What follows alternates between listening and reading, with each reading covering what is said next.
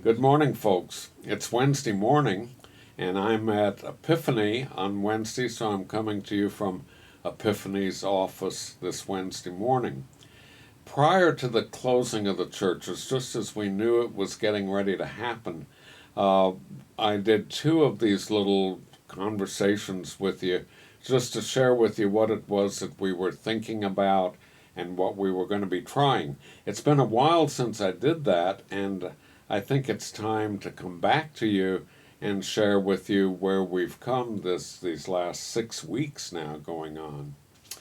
One of the things I've been asked a number of times is, am I enjoying my vacation? Let me tell you, this is no vacation.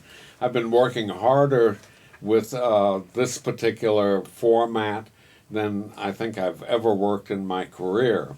Life at Epiphany continues uh, in many, many directions. It looks and feels nothing like I've ever known before in the church, but it's lively and it's happening and it goes on in new directions. Things that even a month ago we never considered, never thought about, and it continues to evolve. In this week's happening at Epiphany, you'll find a letter from the bishop that just came out yesterday, uh, and she's kind of saying, although it doesn't give us clear answers, she's kind of saying where she thinks things are going and how she's trying to address issues. And we're kind of in the same boat, but down on the ground level. One of the new things in our lives is Zoom. God bless Zoom. Uh, I've been through a quick learning curve with it, gotten pretty good with it too, I think. Our vestry is now 100% on Zoom, so we can have effective vestry meetings. We'll have one next week. That'll be our third one, and goes pretty well. Uh, the Centennial Committee is meeting on Zoom. We have an adult class going on Zoom, and Jim is talking about putting the teenage class going on Zoom as well. Our services are being put out on YouTube, as many of you know, and they also carry into Facebook, a link on Facebook. Our coffee clutch is happening on Zoom on Sunday mornings at 9:30, and the bishop was even able to drop in on one a couple of weeks ago, which is something totally new, could never have happened before. I am so proud of the quality of our services that are being filmed and put on YouTube. They're different. They're very, very different than what we have here in church. They're compressed to about 25 minutes. Uh, and we're adding more and more things to them each week, involving more people. This past week we add lectors for the first time. We've added James as a vocalist and Joe playing. So we've added that music.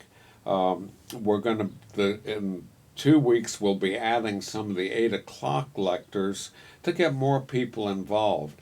They are not the service that you would find if you were here Sunday morning for an hour service, but I think they're effective. Um, One of the interesting things is we're able to get some statistics on how many people are looking at these things. Our service this past Sunday reached 1,074 viewers. Now, that doesn't mean they looked at the entire service, but it reached those people. And on YouTube, we had 90 views.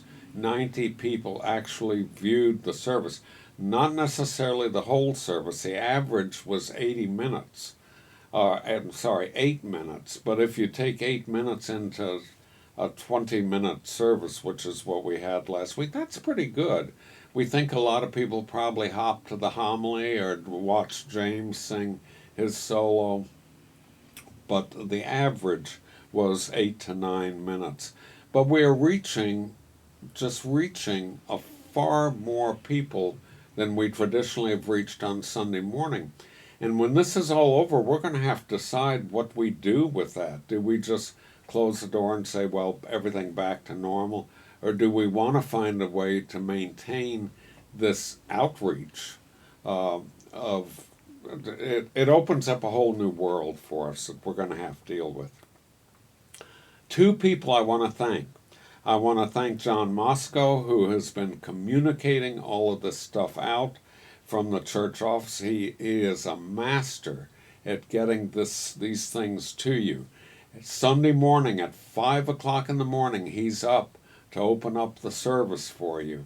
He is working from at home and from here in the office, getting this really good communication out. Our communication is at a level that it's never been before, and the quality.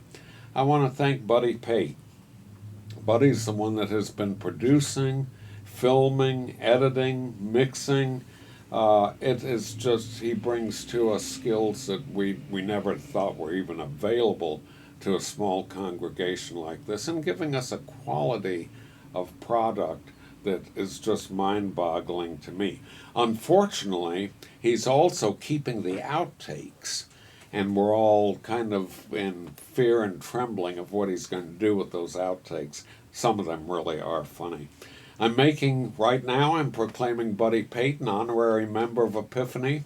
He's sitting here behind the camera grinning like a Cheshire cat, but he has devoted a huge amount of time and energy, because after he films these things, he has to go home and process them and do something with them. Well, folks, it's a new world. It's kind of exciting. I thought I was dreading it with a passion, but I found it kind of exciting and kind of stimulating. Julie and I are thinking about you and praying for you regularly. Julia and I, we talked about an hour ago, and go over the names of people we want to think about and hold in our prayers. We both love you deeply. We miss being with you. Stay well, stay healthy, and we'll try to do this kind of check-in every once in a while. Bye-bye.